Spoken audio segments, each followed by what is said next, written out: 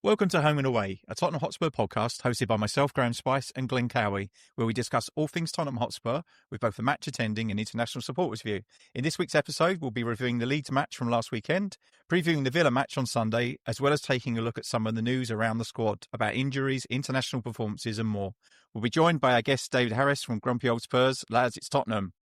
Let me be the one that you turn to, someone you can rely on, closer each day, home and away. Glenn, are you good? I'm good, mate.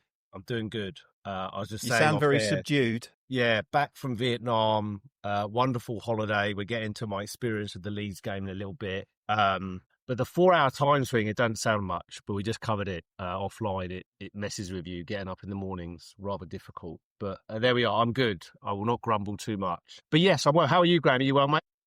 Yeah, good. Been missing. I hate the international break. I just don't have no interest in international football at the moment. And it was nice to see Jed Spence get a start last week, but apart from that, not that bothered.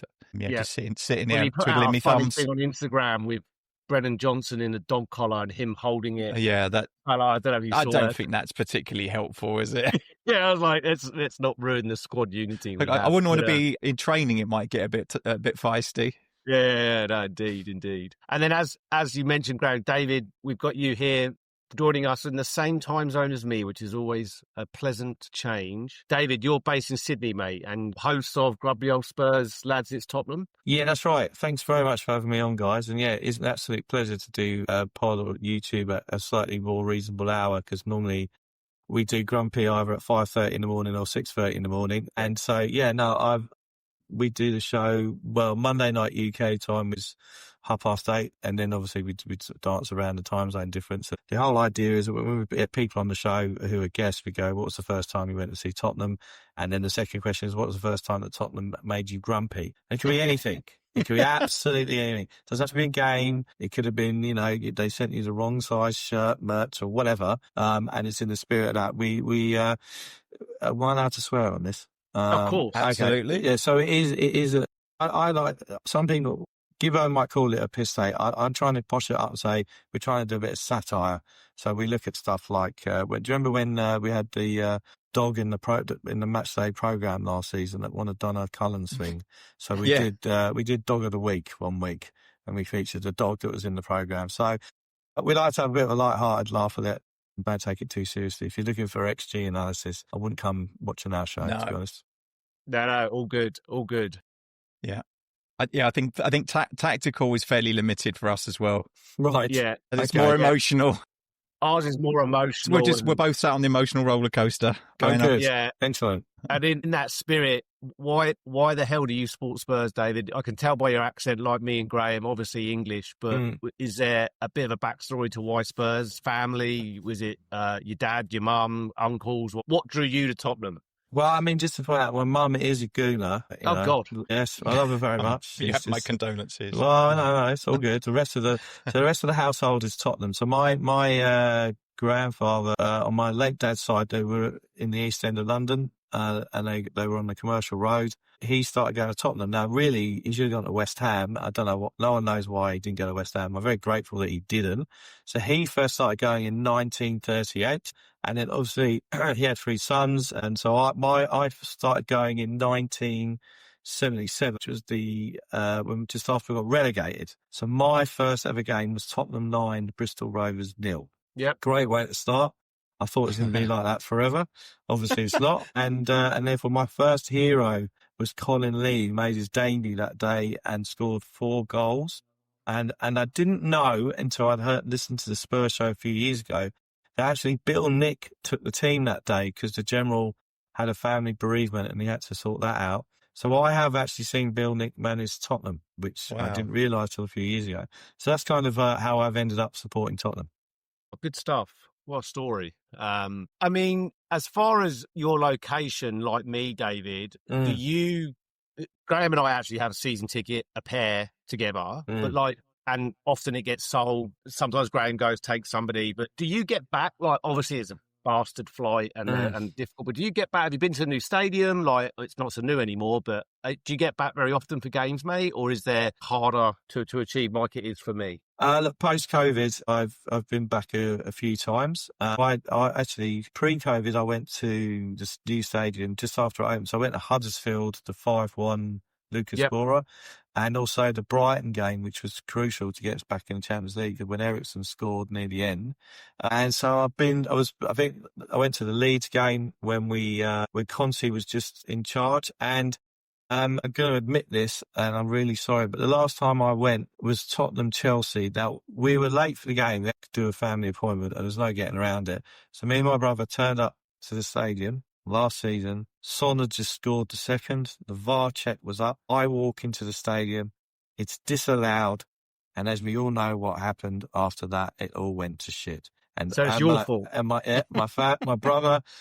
The family that I've been going to see Tottenham since I was a little kid, they all turned around to me and said, "When are you going back? You've done enough damage again." So I have been, as much as I can. Like sometimes we end up going over there and it's an international break, or we're playing Newcastle away and stuff like that, and you just can't do it. But we try and get to a game as much as we can. Yeah, definitely. No, good stuff. Good stuff. Well, talking of games, we had a game, Leeds. Seems like about a month ago already, doesn't it? I know, it's mad, isn't it? Did you, because it was, would have been obviously the lunchtime game in England. Did you just watch at home? Did you watch with anyone, mate? No, I watched at home, no, just me and the dog on the sofa. Well, yeah.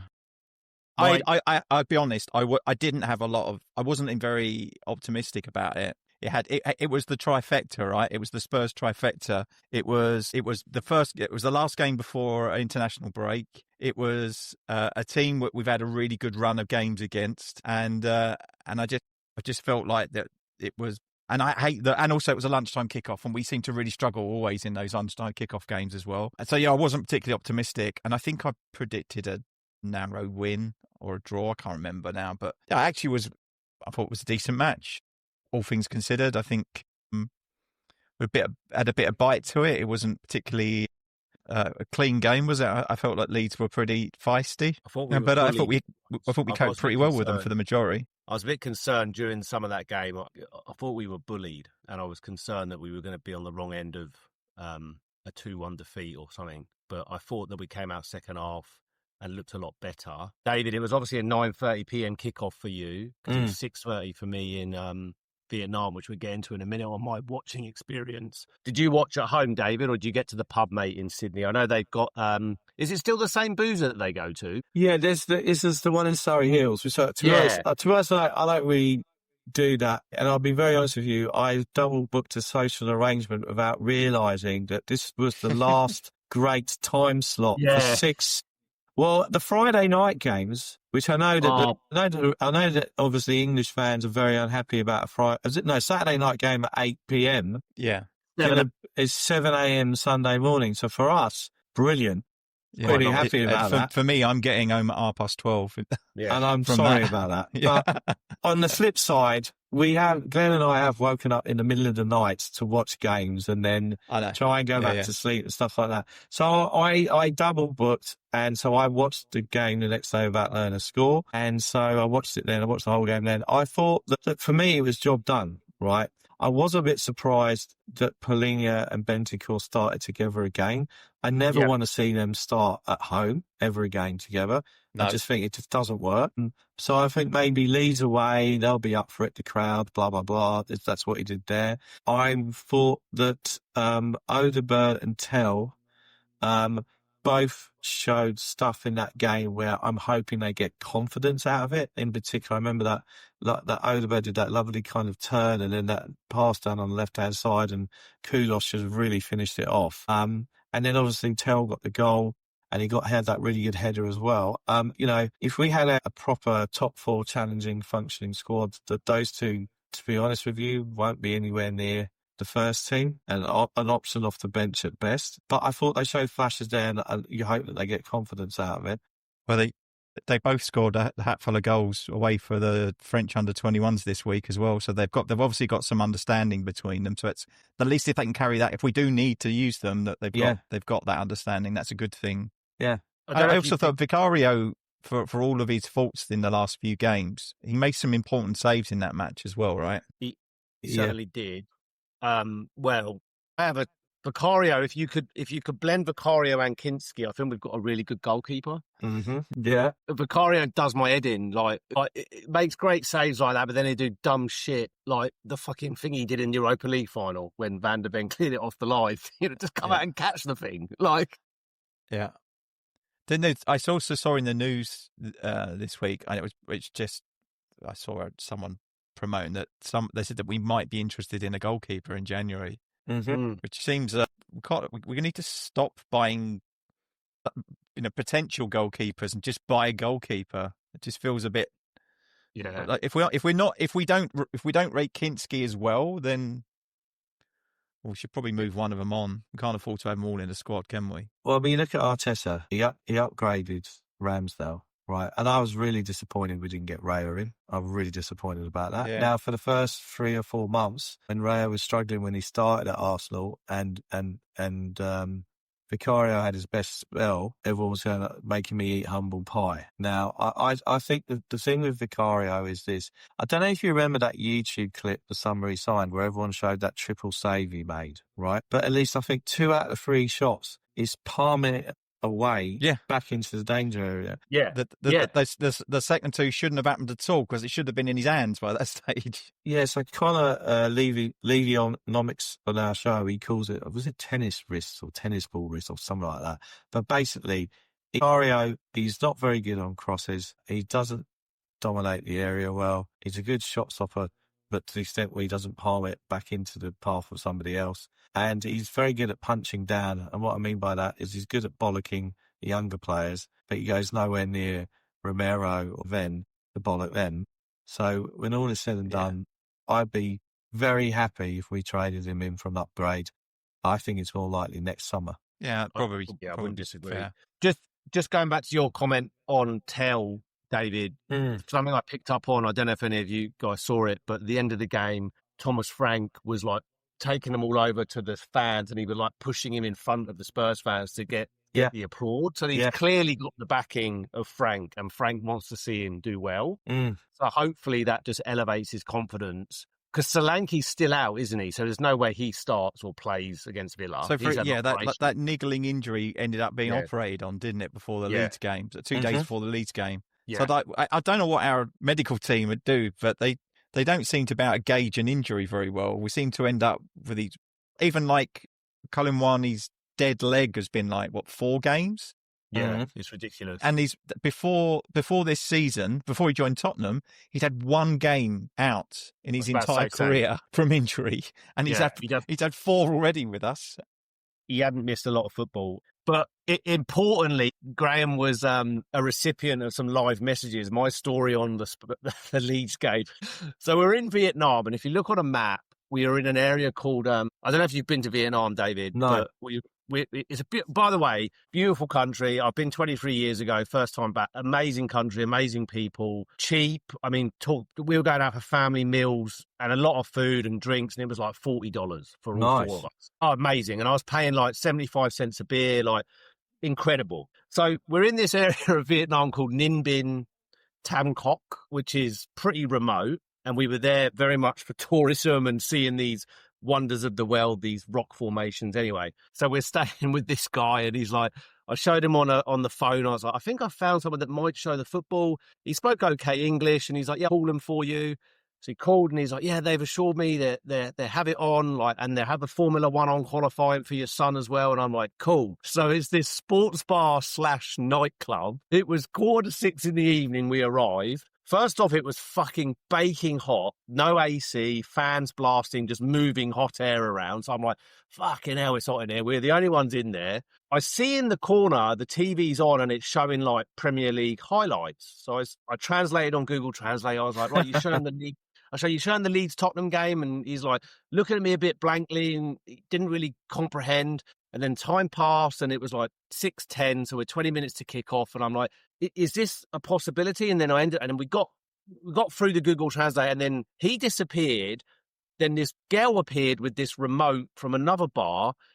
She was then getting this dodgy feed she was logging into this dodgy feed, and then it like started to show the pre-game, and then it kept jumping and stuttering, and I'm like, fuck. And then I looked at the other TV, and I was like, I think you have the subscription you need. Like, there's the game there. You just need to click on it, like on K+. So again, around a Google Translate, we finally get there. It's play. And then in trying to please me, they were just so nice and welcoming, but in trying to please me, they're like fucking it up because they're like, no, we're going to go to the feed because now it's on. No, it's on this. It's just not kicked off yet. And then they're looking at me like, what do you mean? Oh my God. So we finally get it on. Then we have this ongoing battle of commentary or not commentary because he wanted music on. Right. So he's like trying to explain to me, no, it's a nightclub as well. And I was like, yeah, but we're the only ones here and I want to watch the football. So again, and it's 7 o'clock on a Saturday night. I mean, who's going dancing at 7 o'clock on a Saturday honest to night? God, it was dead as a dodo. We're the only ones in there. So this went back and forth for a bit. Then I ended up getting my son involved because he was like, look, Dad, I'll get the remote. I'll figure this out because the feed kept messing up. He's a bit techy. And then he took the remote and the bloke looked at me and I was like, ended up putting the Google Translate, how much do I need to give you to keep this remote? So I gave him the equivalent of like $5 Australian, which is what £2.50. So he was happy with that. Then we watched the first half, and then he comes over to me and he asks for the remote back to put his music back on at half time. I was like, okay, that's fine. And then the second half's about to start. He comes over and he goes, can we have it on the other TV? And I went, why? And he goes, well, I want the music on this one. And I was like, no music. Like, I want the game commentary. I mean, fucking hell. So I ended up having to give him another bit of money. Right. And then I ended up keeping the remote on my table so he wouldn't touch it because I paid for it. Game finishes, and within like seconds of the final whistle, he comes over, gets the remote, puts his music back on. All right, bye, mate. Thanks so much. Gave him another tip. But oh my God, like it was so. They're such nice people, but in like trying to please me, it just went terribly wrong. But yeah. Kudos goal was good, I thought. I thought he took the goal well. But you saw it, though? Was it Yeah, got to see it. And then Graham was messaging me, and he's like, any other Spurs fans? Because I had this grand plan that had I seen any other Spurs fans, maybe from Vietnam, I was going to get a little interview and a little plug. Yeah. There was just 2 Leeds fans that came in, and they left at half-time. They didn't want to tolerate the nonsense any longer. Right. So I think they must have gone somewhere else. Or just, lightweight. Yeah, lightweight. But, yeah, quite the story. I thought Kudos took his goal really well, though. He played well the whole match. I thought he was really influential. He did. Going forward and defensively, I think he offers a fair bit. You know, I think he's a really important player for us. Man, it pissed off the Pikeys, which is always fun to take a player from them. But yeah, I mean, of course, without getting too ahead of ourselves, we are third in the league. And arguably, as I said to Graham the other day, we've not been amazing. Not played most games. We haven't played that well, really, have we? Yeah, we haven't like been amazing. But like, David, where do you sit on like our prospects for the overall kind of season and next few months? Like, what would be satisfying to you from a position of where we are in the league come Christmas? Obviously, we've got Champions League contend with. I mean, I think we would all agree that last season was an absolute anomaly in that we finished 17th and maybe won a trophy is an anomaly as well. Where do you sit, mate, come Christmas time? Where do you want to see Spurs? Like, what would be a success under the Frank era? Look, I think for this season, for me, it's going to be, given the squad that he's got at the moment and given the amount of business he can really do in January, which is not a huge amount, I would love us to win a domestic cup, and I would realistically, if we finish in a Europa League Cup place in the league, I'd be all right with that. If we manage to somehow get to the quarters, last 8 of the Champions League, I'd call that a really good season, right? I think in terms of, and obviously we have a new era under our new owners, the Lewis family. As you well know, they're our new owners, and it's great to see them. And they'll bring the money move from this hand to this hand, from one person into the family trust. And now we have our new owners, who don't seem to use the word ENIC anymore for some reason. But realistically, majority shareholders they're called now, aren't they? They are indeed the majority shareholders. So I think realistically, look, up top, Moani's got a dead leg and he's had it for 3 or 4 weeks, although some other people said that he was overweight, hadn't kept himself fit over the summer, was waiting for the Juventus move. I'm hoping... It's hard to get fit when you've got a dead leg, isn't it? It's very hard. Yes, exactly. So I think I'm very I was excited about him coming because he had a good second half of the season at Serie A with Juventus, and he's got some credentials there. I think he did well at Frankfurt, I think, when they won the Europa, right? Tick. Happy about that. Richarlison is just not good enough. I just think the front, where the concern is, I really like Xavi-Simon. I really want him to play at number 10. I really like Kudos as well. And obviously I love the fact that the West Ham are really upset about him. I don't know if you ever heard Karen Brady slanging him off on Talk Sport. That was brilliant as well. That was fantastic. Loved that. So I'm excited about those two. What I'm worried about is that we're going to overplay them, and there's going to be periods of time they're going to be injured, tired, or out of form. And we haven't really. Solanke, look, I think the thing with Solanke, the irony of last season was, I don't know if you remember the Forest game at home, where Odegaard and Tell played, and they actually pinged a load of crosses into the box, which we hadn't had the whole season. And that's where Solanke would have really thrived. Yeah. But he's on the bench and Richarlison starts. Nice one, and. So I would like to see Solanke get some decent service, which he would get with Xavi-Simon and with Koulos as well. So realistically, I think that's it. I think the challenge is going to be we get some injuries to those key players who we've got as backup. We're really thin. Well, and just on a related note, you touched on the ownership, and it was briefly mentioned on the investment. Is it true, and maybe I'll be corrected here, I don't know if it is actual fact, is it fact that the money that's been raised by them has to be matched by Levy for him to remain the stakeholder? No, or his shares would be diluted. No. So does that... Basically, their percentage ownership has gone up with that investment. Right. Yeah. Okay. So on that money that they've raised, I mean, what was it, 100 million they've said? And they're suggesting it's going straight back in the team from what I've read. So does that just tell us all that in January we're going to sign someone? And who is that? Well, I mean, to quote Gibbo on the WhatsApp group that I'm on with him, he said, great, we can sign 3 shit players. Well, this is my concern. What we're going to do with that money? Yeah. Although I feel like at least in the last window, it looked like we had a bit more ambition about the quality of the signings that we were going for. We were going for people with experience rather than, I guess, where we bought a lot of prospects, right, and a lot of younger players with potentially a high ceiling. It hasn't really always worked out for us in the past. Mm-hmm. But like Xavi Simons and Koulos is a known entity as a Premier League player. Well, bang, they're straight in the team, aren't they? That's the difference. Exactly. And actually, you've seen the difference it makes having a player like that to come in and make an immediate impact in the games that they've played in. And I think we desperately still need a proper left winger, like in terms of. I think that's the glaring gap. I know we were trying to get Savinho, and that didn't work out. But someone in that position, I still think we need another striker. I think as well, right? Brennan Johnson on the left. I'd be quite happy for Richarlison to go back to Brazil or anywhere he likes with my blessing. Well, and then Brennan Johnson on the left another is a thing. Like he just isn't a left winger. Some might argue he's not a right winger. I mean, some might argue he does nothing else but pop up at the back post and score goals. But yeah. But Richarlison's an interesting one, right? Because I don't know. Like to your point, David, he isn't good enough as a striker, and he's not going to get you the goals that you need for the money that we paid for him. But when he's operated on the left, particularly in that Europa League final, when he worked his socks off, and he does do a really good job for the team, like when he runs the channels, and he's a bastard to play against. Like, it's just an absolute nightmare. But to your point, if we can bin him off and get a proper upgrade, then you would do it. But yeah, so left wing, and then I suppose depending on the extent of Solanke's injury and how long he expects to be out, could we see another striker come in? You'd think Mawani's probably it as far as he's on loan, but I don't know whether we're seeing any more movement. However, I was just reading an interesting article on The Athletic. I'm going to send it to you, Graham, about the kid that we signed from, I think we signed him last February. There's a chance he could end up being Troy Parrott 2.0, but Mason Melia. Oh, yeah, he's been playing. Is it Shamrock Rovers he plays for? We signed him and put him and sent him straight back. Well, apparently he's been knocking him in for fun, hasn't he? Yeah. For what it's worth, in the Irish league, he's knocking him in for fun, and also because of Brexit, you can't see Irish players now leave before the age of 18. So before you had a lot of them coming into the academies and stuff. Now they have to wait.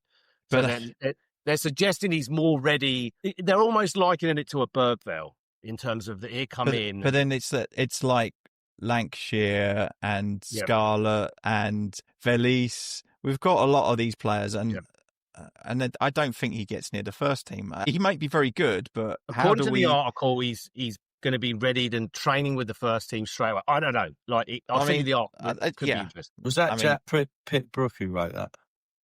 It's on the Athletic. I used to call him Jack Pitt-Brook-Levy. Let me see who it's actually. Connor O'Neill. Okay. Which one is making an assumption, although we don't make assumptions about people's backgrounds or anything like that, that he possibly may be is Irish. Yeah. Just potentially from the Emerald Isle. So he might have a bias there. But I mean, he would definitely qualify it for to play for Ireland. Just put it that way. Like Tony like Tony Cascarino, for example, or Andy Townsend. Once drank a Guinness on a plane flying over Ireland is close enough. Once listened to a U2 album, you're in. Anyone who's got an iPhone, basically. Yeah, that's right. Exactly. Look, I think, I can't see Savinho coming. I mean, has he signed a new contract? No, he signed a new contract. Yeah, he did. Well, he's signed up. Actually, it's not happening. So that's not happening. I mean, look, the calibre of player that we didn't sign last summer was Eze and Morgan Gibbs-White. You got to be impressed by the fact that they were good. And if we'd have got those two in, we'd have been out the races. I just think that we kind of need a left-footed centre-back, really. And what else do we need? And then Paulinho, as much as I'm enjoying him and as much as he improves the first team, he's a proper number 6. I don't see the hurry that we have to sign him. Wait until the summer and see what happens. Because I'd rather... Maybe going to get water. I mean, if our new owners are really serious about these things, they'll whack down a load of money for Wharton, and we're going to judge our new owners on the next 2 windows, really, and not really the January window. But if we've got this 100 million coming in, and then there's some kind of finance facility from Macquarie Bank, who Glenwood knows. There was like a payday loan, wasn't it? It looked like. Yeah, but they do that. They do that a lot. Yeah. They organise financing with Premier League clubs where they basically pay up front what they think the prize money is going to be from the Premier League, and they pay that up front, and that's the form of the loan, and then they get a security across the assets of the club. So that's pretty standard. And with the 100 million, and obviously the down payment, it's not going to be 100 million. You're going to down payment of whatever.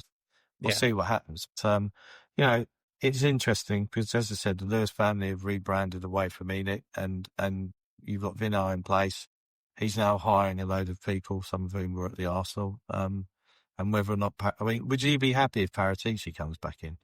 Look, if you look at that Europa League starting 11, I can't remember the exact number, but it was quite a high number of players that started in that game came from Paratici, right? So, and he's responsible for, Bentancur, Kulusevski? Yeah.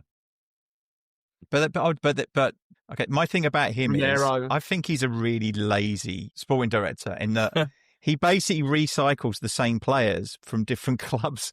So like the players that he bought for Juventus, he then bought from Juventus. And so he's I don't think his network is that broad. I think he tends to deal in the same circles all the time. But then I don't think that what we've currently got is working either. I don't feel that we're particularly well. I just don't. I watch. I can't even remember his name. What's his name? The current director of football. Langer. Langer. There you go. He's so vanilla that I completely forgot him. But I don't feel like he's doing a particularly good job, and maybe that's an area where we could improve as well. But he and Frank worked together, didn't they, at previous club? Yeah. They knew each other, yeah. Maybe that helps, but maybe it's not him, but the scouting network maybe that needs a refresh then. Because we're really good at picking up players after they've had 2 really good moves, and they cost us 4 times as much as we would have done if we had found them at the beginning. I think Langer, you've got to give him a bit of credit for these. I think he was all over the Bergvall deal, and you can't say that Bergvall. No, absolutely, yeah. So I'm not. You got to give him credit for that. You throw enough shit at the wall, some of it's going to stick, right? Archie Gray, we kind of really moved for him after Brentford put in a bid for him, and he was going to Brentford, right? Yeah. But we've had a couple of. Who was the guy in Belgium? The guy who failed a medical at Brentford. I can't remember his name is now. But we got bullied by the Notts Forest owner. We got absolutely played by Palace for Eze, or got played by Eze, and it was a bit. I don't say those ones are on them, but I feel like we waited a long time for Gibbs White, and I think it took us a long time to recover from not getting him. I feel like it seemed to take a long time. So we clearly didn't have we didn't go full Paratici and have like 10 players lined up No, that's at right. the same time. I'd still suggest that Xavi Simons is a better player with a higher ceiling than both of those, though. I think he's got a higher ceiling than Eze and Gibbs White in both age, ability, what he's already done in the game. I also think we've ended up with the better one, is what I'm saying there. I mean, I like Eze's a great player, right? I do like him, but I don't think he's a good fit for the way we play. In terms of he doesn't really want to play as a 10, and doesn't really want to play as a winger, and we're playing that way. Yeah. So it's kind of like an inside left, or or he'd need a lot of freedom. I guess what we're doing with Xavi Simons a little bit, but so I think Simons is a better fit for the way we want to play. Look, it's one of those, isn't it? You get to David's point earlier in terms of where I asked him the question on what's a successful season. It's going to be, with a crystal ball, it's going to be really interesting to see where we are come May. Yeah. In terms of what have these signings done? What did we go and get in January? Because what's going to be really telling to me, and I'm not for one moment suggesting that we're going to win the league, but something that's always held us back when we've been second or third in the league, or maybe top. And you have this January window come along, and then we just don't back ourselves. Like, it just seems like we're just not content in Ryan Nelson. Now, well, this is it. So if it's a big if in January we're 2 points off the top and we've still got to play those around us, and we've had good results with those around us to that point, if they go and back themselves and back Frank and go and add real quality like they have with Kudus and Simmons, who the fuck knows what can be achieved, right? It's potentially a really exciting time, because if they put their money where their mouth is, because Vinay in his interview, he didn't say there would be a war chest, but he also didn't say that we wouldn't go and sign players in January. So he kind of said, I shouldn't say we've got a war chest, basically, because as soon as you say that, people know you've got money and the prices go up. Yeah. So it's going to be a mighty interesting time to see what happens in January. And also, we touched on him in terms of the comments around Paratici. We still got Kulusevski to come back. Yeah. Now, I think he's close to a return as well. Yeah. So that's you could see him. We could see him on the pitch before Christmas. And but it's interesting with Kulusevski. Yeah, it's an interesting thing is where do you actually play him, right? Yeah. Because you'd argue that the best spell. Well, I think Kulusevski's had 2 good spells at the club, and the rest of the time pretty meh, right? So the first good spell was when he joined us, and Conte, when we got top 4, and him, Sonny, and Kane were lethal, right? Yeah. And he was great. In that game away to City, which I think was his debut. He was, yeah. Yeah. He was always good against City, right? Yeah. Now, the other good spell that he had when he was kind of like the 8/10 last season. I mean, I particularly remember the Glasgow Rangers game where he started the move and finished the move and was fantastic, right? Yeah. And I think I'm not quite sure he's an out-and-out 10. He might be an 8. I do remember when him and Maddison played against the Gooners at the North London derby at home last season. The two of them were just passing it side to side to side. It was so slow, the progression. And the other thing about him is that when he plays, I like him playing up top on the right if we're playing a top 6 team away. And he's really good at keeping the ball like a City away and soaking up the pressure. Kudus can do that now. Kudus is actually very good at that. And Kudus is a truckload faster than Kulusevski's thing is step inside, wait 5 minutes and get crossing. He's also pretty press resistant as well. Like, it's really hard to get the ball off him. Yeah. And I do think our midfield really is loaded with a truckload of number 8s. I'd even argue Benton. Yeah, it would be Bergvall. He'd be competing with Bergvall and Archie Gray now. I think he's better as an 8 than he is as a 6. So also there's a whole bunch of players, isn't there? Like Benton, I think Sarr is a really, really important player for us. He's been really good. Been really, really good. That's interesting to say about Sarr, because I know we've only had 8, 9, 10 games. So at the start of the season, I thought Sarr is probably the best form of his Tottenham career, right? Yeah, including the pre-season as well. And it started for me Europa League final. Yes, he was amazing in that. Yeah.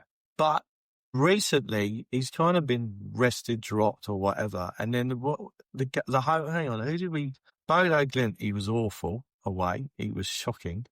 Everyone was, really. Yeah, but I know that everyone was, but He was kind of he'd been picked for the first time in a couple of games. So you need to Yeah, you'd think he'd be up for it, yeah. You thought he'd be up for it. And then, did he play, let me get this right, did he play the Wolves at home? I can't remember. I can't remember now. Yeah, but there's been a couple of games recently that he's had a couple of stinkers. But the first part of the small part of the season, he's looked really, really good.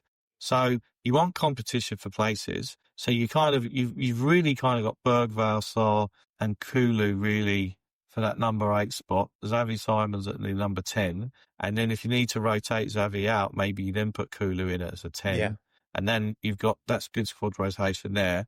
And then up top on the right, I mean, Brennan Johnson, I'm sorry, I've been patient with him, but it's really frustrating because he was a top goal scorer last season. Yeah. But I never felt that apart from the goals, he didn't really give anything else to the team. No. I mean, I felt bad for Solanke because when he had Son one side and Brennan Johnson the other, he's just not getting any service. Correct, which is why I would love to see Solanke up top where he's got Kudos on the right and I don't know, I mean, Xavi will be behind him and whoever we have on the left, but I'm hoping you get more out of Solanke that way. I'd like to see us persevere with Odobert for a while. Yeah. Just to get a bit of consistent run in the team because it would be good to. What I don't want us to do is to accommodate someone else that we move Xavier over there because I don't think he's as effective on the left as he is in the middle. No, he's not. So I think we look better balanced with like Odobert on the left, Kudus on the right, Xavier in the middle behind Solanke. Feels like until we can get an upgrade on the left, that feels like about the most balanced way we could set up. Yep. But the only thing I will say is though, because we suffered so much with injuries last year, and when we got to the kind of sharp end of the cup, specifically the domestic cups, we kind of fell to pieces because we had so many players out by that stage. We could have put a medical team 11 out. It was so bad. Mm. And I feel like this season he's definitely been consciously rotating players a lot more. I'm hoping that's on the basis that we don't want to burn anyone out and we'll. Not that it's not just that he doesn't know what his best 11 is, or he's just tinkering a lot to try and find a winning solution. I feel like he is at least resting some of the players. He's not running them into the ground. I wouldn't have thought he would. I really didn't think that Tell would start as a striker this season, but he's done that a couple of times already. The thing with Brennan Johnson is that you can't pick players on sentiment and emotion, but like Maddison, he clearly seems to love the club. Going off of the interviews after we won the Europa League and just generally he seems to really be an important figurehead in the squad. But I just don't see enough from him. You constantly look at him in a game and he's frustrated, he's downbeat, his head down, but then he'll pop up on the back post after doing nothing and score. Yeah. It's like he's not going to be playing to get ahead of Kudos, right? No. On the right. No. And he doesn't do it on the left. So it's like, where does he fit? I think he fits probably on being sold. Sadly for him, I do. I see him gone next summer. Yeah, I think there's Gibbo and HG as well, very anti Johnson. HG won't even admit that Johnson scored the winner in Europa. He says it's a Luke Shaw own goal. He still insists on that. I was prepared to give him a chance because looking historically at Darren Anderton and Chris Waddle, so both had slow starts to their Tottenham career, and look what that blossomed into as well. Bale as well, yeah, exactly. I think the North London derby last year was my final straw with him because he just won't take on a man. He's playing right. Compare him to Kudos. Kudos is much more effective. The irony is I would like to see Kudos score more goals. I don't know what his goal scoring record was like at West Ham, but if you're playing that system with the 3 up top, you need at least 10 to 15 goals out of those playing on the wings, and then your main man getting 20 goals a season. So that's important. But Johnson, everyone says he's good coming off the bench, but we do seem to have quite a few players who are good at coming off the bench, so that's not quite the point, is it? So I agree that I think he should go next summer.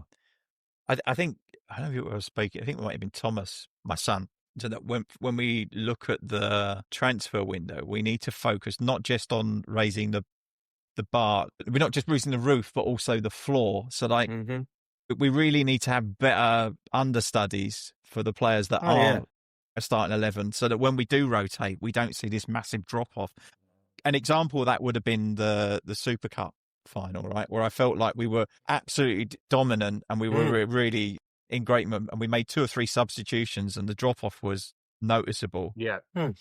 And And I think that probably led to the kind of the late comeback that they had. Hmm. So yeah, I feel like that's something that we need. And I don't know whether it's a different form of scouting, because you're looking for different players that are going to be willing to be an understudy. It's probably a different dynamic, I would have thought, when you're hiring. Is it like a different form of scouting? Probably, but also the one thing I get frustrated by is our academy. Who was the last notable that we've seen come through? Obviously, Kane is the standout, right? I can't name another one where you had glimpses with Harry Winks when he had that amazing game and ran the show against Real Madrid. Winks and Skip didn't Ollie Skip. They didn't last, did they? And they didn't raise the quality of the first team squad. And this is. But we keep hearing that we've got the best training facility, the best academy. Like, well, where is it? Where are the players then? Because you can have the best facilities in the world, but I'm seeing nothing. But if it's and the other thing is, sorry to cut across, if it's so good, why do we feel the need to go outside the club and buy these players for potential? Yeah. Because they're blocking the pathway, right? So Mikey Moore is the last season's Troy Parrott, right? And everyone's like, he's got to play. He's brilliant. He's amazing. And he's gone to Rangers. And I didn't realise until this week, but I think, what's his name? Gunnar Steinsson, who was with Paratici at Tottenham. And apparently was instrumental in Mikey Moore signing a contract with us when City were looking to nick him. You know, Mikey Moore's gone up there on loan. And I wasn't comfortable with that loan move. I'd stick players like that in the Championship. I mean, we have a running joke that whenever we want to send someone on loan, send them to QPR. Stay in London, nice little ground. Everyone's got a soft spot for QPR. And just go there. I didn't know why he went to Glasgow Rangers. It just felt a very strange move. So I agree. I mean, Dane Scarlett. No. Why he hasn't already gone is beyond me, to be honest. Yeah. I mean, I've got nothing against the guy. I mean, he always tries. He tries, but he's never going to be a regular at Tottenham. Surely he's got to be looking for regular football somewhere. Yeah, he's another Darren Caskey. I mean, the names throughout the history of all these promising young players. So you might see a couple of good games. Jamie Clapham, Paul Mahorn. He was so rubbish. many. Steve Slade. Oh, God, yeah. All of those. And I just think that, obviously for every gem that we uncover, like your Harry Kane's, obviously a generational club history talent, it doesn't feel like that we've got players ready to come through. So you talk about this Irish lad who've been tearing it up. We brought him over, we paid an amount of money for him, and hopefully he comes good. Lancashires at West Brom. I think the Korean kids at Portsmouth done well in the last couple of games. Yeah. But, when people do these loan watch things, it doesn't strike me that anyone's really putting up trees on their loans. Well, even the guy who was on loan at Notts County last season, who had a really good season for them, I think he's gone to Wickham. And he's hardly got a minute in the first team. So he had one good season. Yeah. The choice of loan is so important. If they're not playing, then there's absolutely no point in being there at all. To David's point on Moore, he's not getting a ton of minutes. They've had a change in manager. Well, they will be having a change in manager because Russell Martin's been fired. Yeah. And it's a really strange one. As a young kid, it's a very isolating move to go all the way up there. Yeah. You're kicking your heels. You stay in London. You've got a language problem. Yeah, language barrier. Yeah. To our Scottish listeners, there will be subtitles provided. And what's Donnelly doing at Stoke? Because I'd been reading he wasn't even starting there, and he did really well at Orient. I know it's he's not. I don't think he's hardly played again. But then, to be honest, he hardly played up until Christmas for Orient. He really struggled to get into the team, but once he broke in, he absolutely lit the place up, and he was excellent. Okay. Who's the other guy? There's another guy. There's two of them at Stoke, isn't there? Ash Phillips, I think he's there as well. Yeah. How old is Ash Phillips now? He's 28 or something, 35 or something. I mean, 37. Another one we bought him from Blackburn. And there's the other one who's up in Scotland as well, the other centre back. Dorrington, yeah. But he had a good season up there. Was it Aberdeen he was at, I think? Yeah. And then Didn't he's they back win up the there cup again. or something? Yeah, he's won a trophy, so he did all right. Jamie Donnelly has played about 2.5 hours of football at Stoke this season, and 90 minutes of that was in the EFL Cup. So there answers your question. He's not getting a lot of football at all. Because the head of the youth academy, I'm sure, was a guy called John Cartwright, who then he's gone off to the FA, right? And so I think it was under his tenure that we saw players being produced and things like that, right? Now, again, to the point, you've got the Chelsea model. who produce all these players, and it's part of you produce a domestic player, it helps you with your PSR, and then they sell them for a price and off you go. But we can't even do that at the moment. Yeah. No. Yeah, it's a bugbear of mine that has been for a long time. Actually, just selling in general, we are so bad at selling players. It's a big issue, right? It's like what we've got them, and we just can't get rid of them. They're like a bad smell. Yeah. I feel that the tone of this pod has gone a bit grumpy. I apologise for that. I know I'm coming from That's grumpy okay. But I seem to have polluted the early season optimism and grumpiness. My apologies. No, I think that there's for all the positivity. I mean, we've got some points on the board. Yeah. I think generally, you'd say I like what I'm seeing from Frank. I think he's considered and tactically astute person. I like the team he's built around him. I don't know if I told you, but Glenn, Thomas, a friend of a friend, let's put it that way. I think we're also getting a new nutritionist, head nutrition from Brentford as well. Oh, okay. So you're more. So again, this is ITK exclusive. We are getting a different kind of ketchup in the canteen. Yeah, so it's sugar-free. Not Christian Gross eat a sandwich. You hear that Les Ferdinand story when he was made to eat a sandwich with a knife and fork? Because Christian Gross was like, it's etiquette and it's important for attitude. He's like, fuck off, mate. Can I just ask you a slight tangent question, Glenn? So you're obviously based down Melbourne Way, Victoria Way, and that is where obviously I know and his family made their home in Melbourne, right? Yep. So as someone on the front line of Tottenham fans in Australia, so we win the Europa, and then within 2 weeks we've sacked him.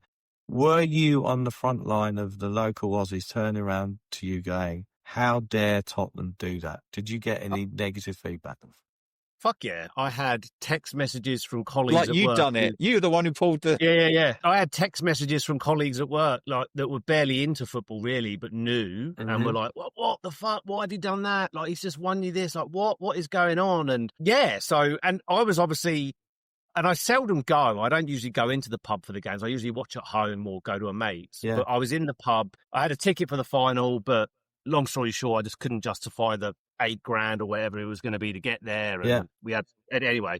But in the pub, there was, I don't know what Sydney was like, but in the pub here, they had no less than 3 different news reporters from ABC, 7 News, and 9 I saw that. I watched it here, but I saw that. And it was all focused around Ange, and then it was like, you heard, obviously, the Aussie supporters, and then one of the questions put to them was like, will he keep his job? And they're like, he has to. It was all based on emotion. Look, it was certainly interesting to try and talk to people, colleagues, friends who are not really that into football, but are now because of Ange. They're probably more Forest fans now. Yeah. But to try and, my view was, look, objectively understood why they did it, right? As an entity, when your bread and butter is the league.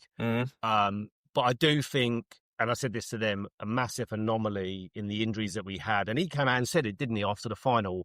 Some in the club didn't like it, but I put all my eggs in this basket and we've won it. So, but yes, to answer your question, I certainly did have shock and awe of what the hell have you just done. Did you see much of that in Sydney, David? Or I got a truckload of it. So I watched the final here, hugged to my son. We both cried. I rang my brother in England. I rang 606, was the first one on to Chris Sutton and Robbie. Brilliant. I have to find that. You've got a copy, send it to me if you've got an audio of it. Yeah, it should still be in the history of the pod. I'll find it, yeah. So I go into the office, my boss at the time is a big Chelsea fan, but nice bloke, but a Chelsea fan. So he knew, and he's known me for a long time. So I go in the office for my scarf, I do a lap of honour around the office, the scarf aloft, down the boozer that night, got my scarf on. People coming up to me and they go, well, do you think they should sack Ange? I said, yeah, you got to sack him. Can't finish 17th. And they're looking at me like I've cancelled Christmas. Yeah. So we do the deed. I'm working from home, and then I've got Sparky round sorting out a bathroom light or whatever. And then he's a mate of a mate who's a Tottenham fan. He starts talking to me about it.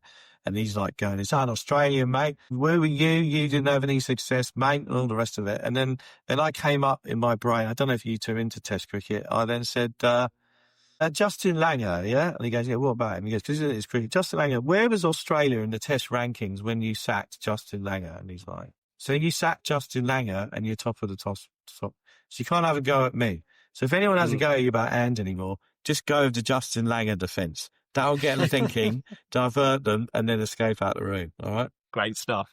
Well, and the thing was with Ange, I think at the time and for the 2 years he gave, I think he was a perfect manager for us. I think he united the fans somewhat. I think he got them on a bit of I think he used Spurs having that stick beaten with them, that it's Spursy. I think he used that to the benefit to go and win something. Yeah. Like, I remember the interviews leading up to the final with the likes of Owen Hargreaves and Paul Scholes and Roy Keane.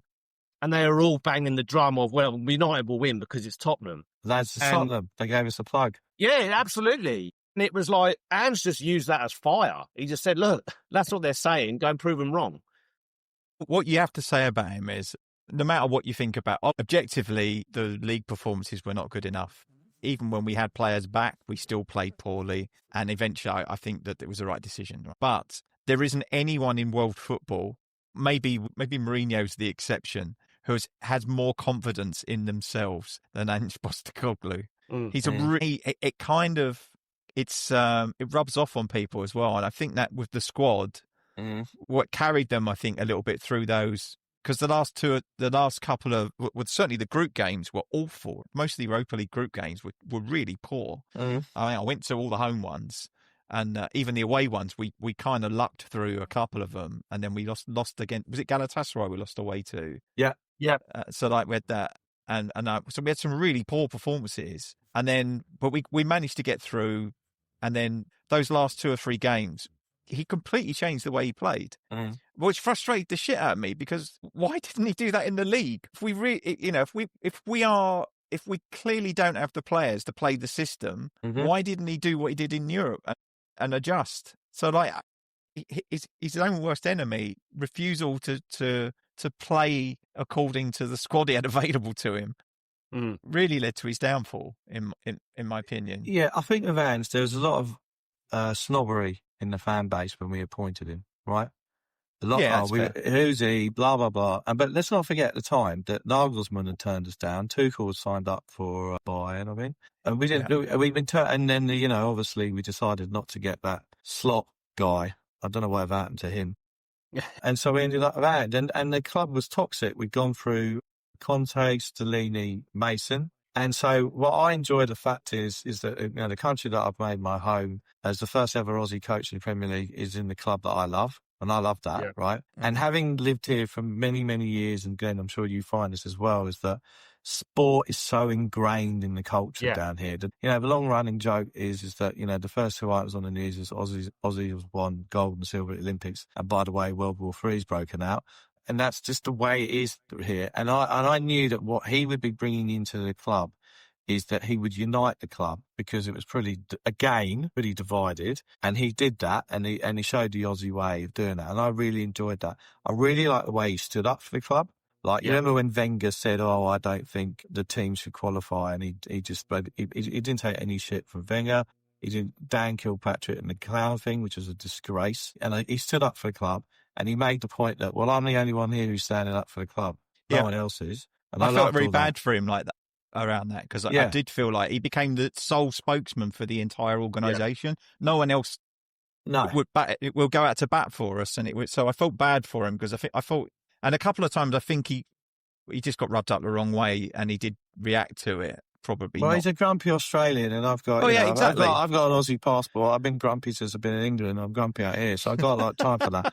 But he did do missteps with the fans. I mean, that signalling to the Chelsea away end, and he made himself look like a complete idiot. I think he could have rotated Spence earlier than he did, and he made a lot of mistakes, right? And so the decision to get rid of him was correct. But, let's not forget the hand he was played. Levy went on about, we've got it on all fronts. By the way, I'm going to give you Odegaard, Timo Werner again, Bergvall, Solanke and Gray, and you've got to play 4 competitions. It was inevitable what's going to happen. And at the same time, 11 players left the club that summer. Yeah. So we brought 5 in, and 11 went out the door at the same time.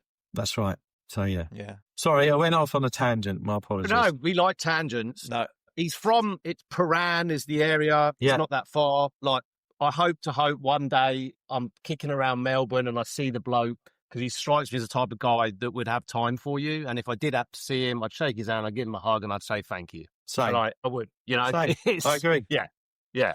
I mean, if not only, I mean, like you, David, I went to the stadium to watch it on the screens at the stadium because I couldn't couldn't get tickets for Bilbao, so I went with my son and was lots of tears, lots of hugging, Yeah, and for me because my boys are both 24, so they started supporting Tottenham in about 2009, so they kind of missed the last cup that we won, and so they've been the kind of we've had to watch some really good football, but they've never seen us win anything, and I felt for me, and that was really for me all I wanted was so they could say they'd seen it. Same. And I was quite I didn't care about it for me, I cared more about it for them, but that really made my year, really did. Yeah. No, good stuff. Speaking of winning things, are we going to beat Villa? We've got an international game still for a few of our players, but they've not in great form. They haven't travelled well this season, but they did win right before the international break. Mm-hmm. News is no Watkins. I don't know if that's going to happen. He was sent home from England, so what do we reckon, David? Do you think we beat them? Well, we haven't been great at home either, have we, though? We've drawn with Wolves and lost to Bournemouth, of course. I think that's our last 2 home games in the league, is it not? Yeah, I think the issue is that if Emery's a very good tactician, so if he decides to low block us, then we got a problem, right? Because, as I said at the start of the show, I do not want to see Bentancur and Paulinho together in this game, okay? So I'd like to see probably Paulinho, Bergvall or Sarr in the 8 and Simon at number 10. Then up top, I don't know if Solanke's going to be fit to start. I really doubt it. I don't think so. Moani played in a behind closed doors game. I can't see him being fit to start either. So you are going to be left with Richarlison or Tell up top.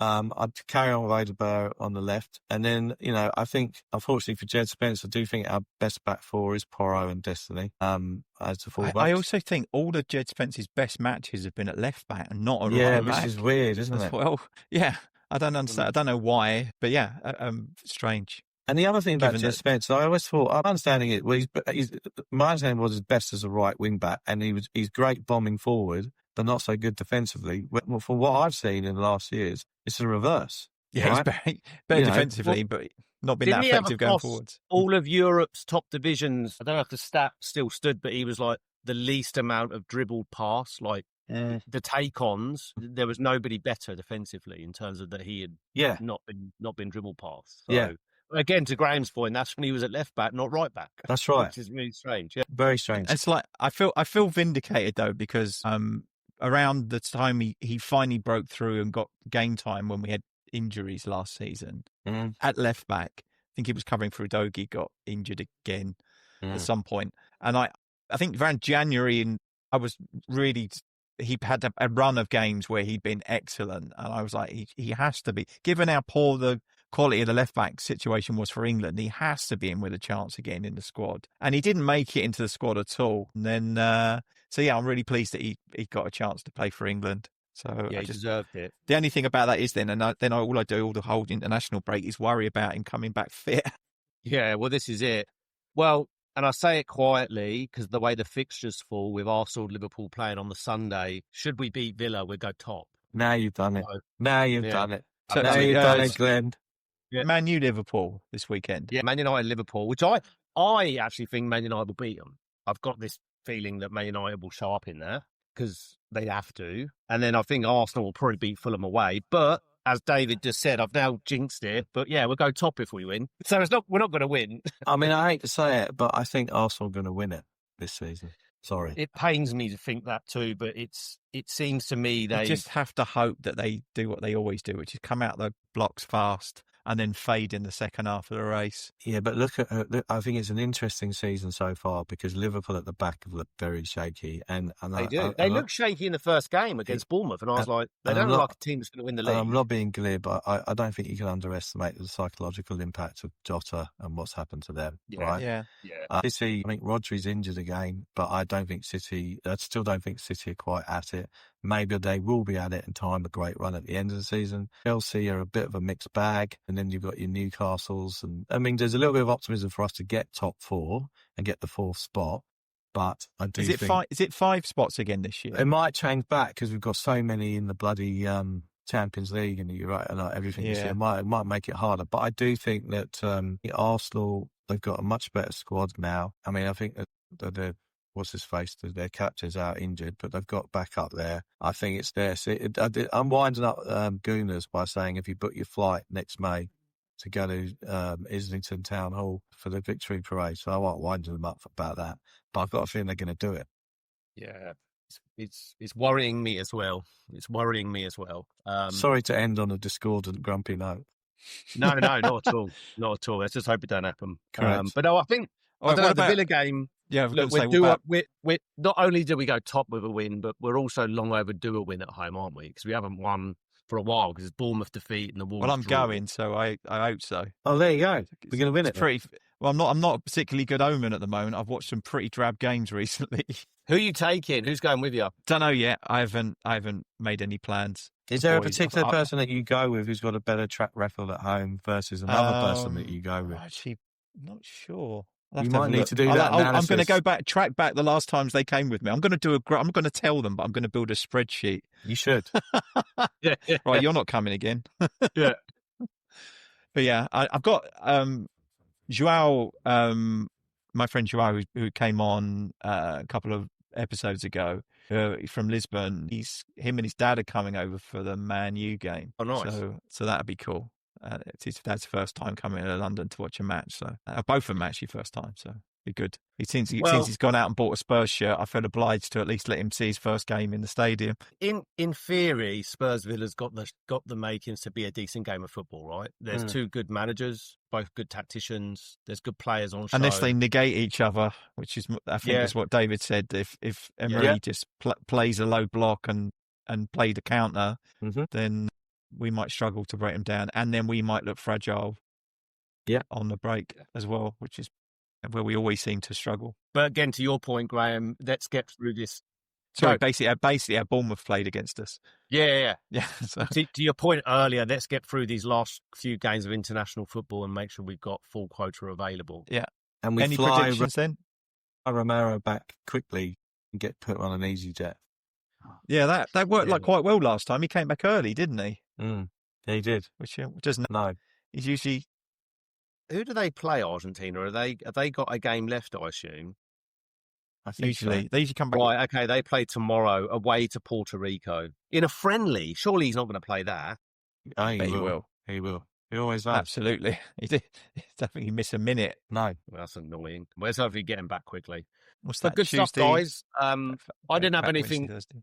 I didn't What have a about? great Sorry, deal. we didn't do predictions. Oh, of course, yes. Predictions, scores. Look, I'm going to go out on a limb and say we're going to beat Villa 2-0. I've got a feeling that it's going to be a clean sheet and we're going to win 2-0. David? I'm going to go 2-1 with a tennis wrist Vicario palm into an oncoming, what's the name of that awful fullback? Like Cash. Oh, yeah, Matty Cash. And then the most non-Polish player. yes, and so Cash will score, but we'll win 2. I'll take it. Graham, I've got a horrible feeling it'll be a draw again. you're going, so Yeah, I think I got like a 1-1 or a 2-2. I don't know. I think I'm not. Maybe I need to do is be less optimistic, and then I won't be disappointed. I'll go draw. A 1-1 draw. Indeed. Well, good stuff. Well, look, as I said, I don't have a great deal else. David, pleasure to have you on, mate. Yeah, thanks for joining us. No worries. I mentioned to Graham offline, actually, I'm in Sydney next week for work. Oh, yeah? I may just, I'll drop you a message if you've got time for a coffee or I don't know if you get in City at all, but I'll message you, see if we can work something out. Yeah, definitely. Sounds good. Yeah, good stuff. Awesome. Well, nothing more from me, Graham, as always, other than to say, come on, you Spurs. Yeah, thanks to David and thanks to everyone who's listened in. Please like and subscribe to the podcast to tick up the algorithm so we can get in front of more Spurs supporters. And to close us out, as Glenn said, come on, you Spurs. Cool. Let me be the one that you turn to, someone you can rely on, closer each day.